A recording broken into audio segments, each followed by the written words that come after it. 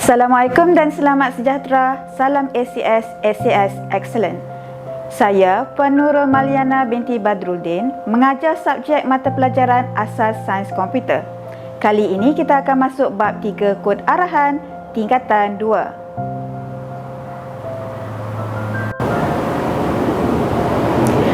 Standard kandungan 3.2, standard pembelajaran 3.2.1 iaitu murid boleh menghasilkan atau cara melibatkan struktur kawalan jujukan dalam penyelesaian masalah. Apakah maksud jujukan? Jujukan bermaksud susunan secara tertib. Dalam bahasa Inggeris bermaksud sequence.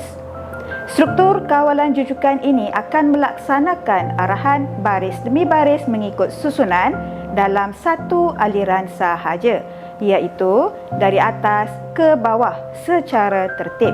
Pelaksanaan arahan adalah secara linear bagi menyelesaikan masalah yang mudah mengikut baris demi baris.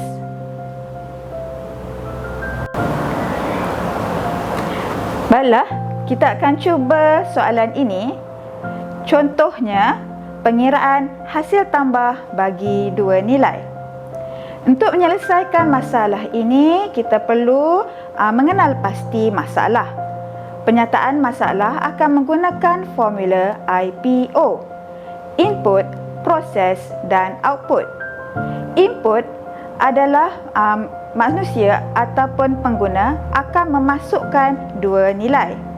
Proses adalah melibatkan operasi matematik iaitu tambah dua nilai. Dan seterusnya output adalah cetakan bagi hasil tambah. Seterusnya, kita akan melukis carta alih bagi menyelesaikan masalah ini.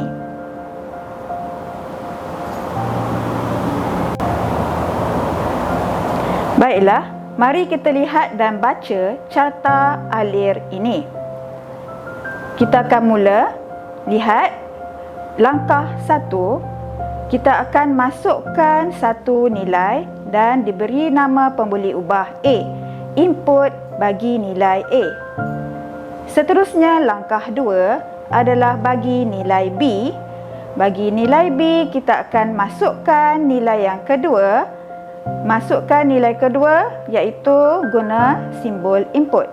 Seterusnya langkah 3 adalah proses bagi menggunakan operasi matematik iaitu tambah dua nilai untuk mendapatkan nilai C iaitu A tambah B, dan akhirnya langkah 4 adalah menghasilkan cetakan ataupun output bagi hasil tambah A tambah B iaitu diberi nama nilai C. Pembuli ubah C adalah A tambah B.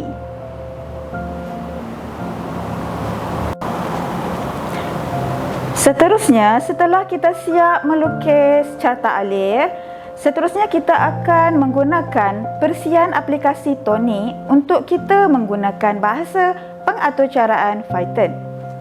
Baiklah, ini adalah persian aplikasi Tony. Okey, sila lihat.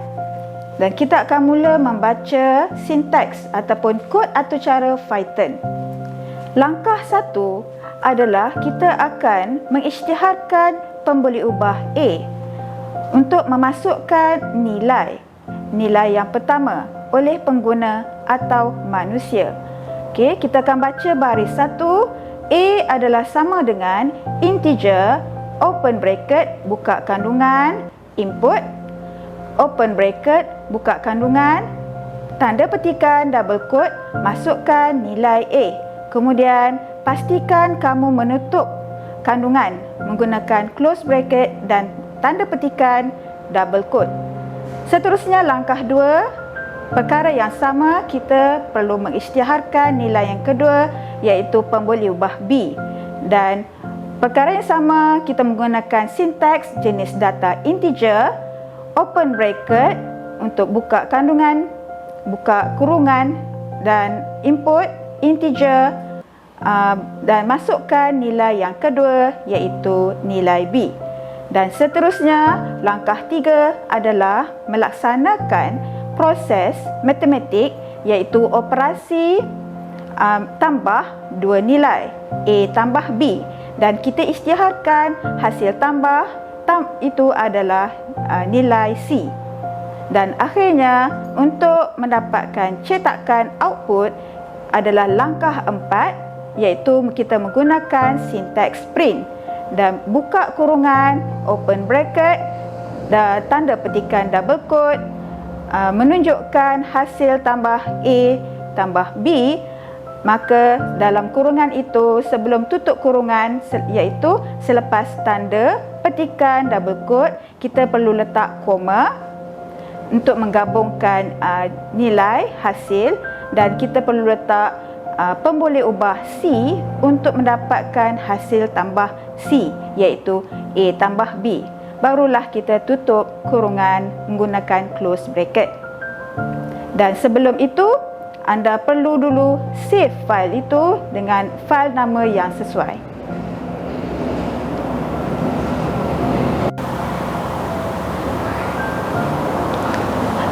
Jadi kita akan save. Caranya adalah pergi ke ikon berwarna biru untuk save dan akan keluar satu dialog box. Di situ anda perlu masukkan nama yang sesuai. Contohnya save sebagai 2 nilai dan tanda sambungan di belakang, extension di belakang .py. Setelah kita save, barulah kita boleh run program ataupun melaksanakan kod atau cara kita. Caranya adalah anda perlu pergi ke ikon butang berwarna hijau untuk run the program atau melaksanakan kod atau cara. Apabila telah klik, maka akan kelihatan satu arahan akan terpapar di bahagian shell untuk memasukkan nilai yang pertama, iaitu nilai A. Contohnya, di sini kita akan masukkan nilai pertama 7. Setelah masukkan angka nombor 7 menggunakan papan kekunci atau keyboard, selepas itu perlu tekan butang pada keyboard kekunci enter. Seterusnya akan kelihatan sekali lagi paparan, kelihatan satu arahan di bahagian shell, iaitu pengguna atau manusia perlu masukkan nilai yang kedua, iaitu nilai B. Jadi contoh di sini kita akan masukkan nilai 3. Selepas itu tekan enter pada papan kekunci atau keyboard. Akhirnya anda akan dapati satu paparan di mana menunjukkan hasil tambah bagi dua nilai A tambah B. Contohnya kita menggunakan 7 tambah 3, maka dapatlah jawapannya 10 sebagai hasil tambah 2 nilai. Jadi anda telah pun berjaya melaksanakan satu atur cara yang melibatkan struktur kawalan jujukan. Tahniah.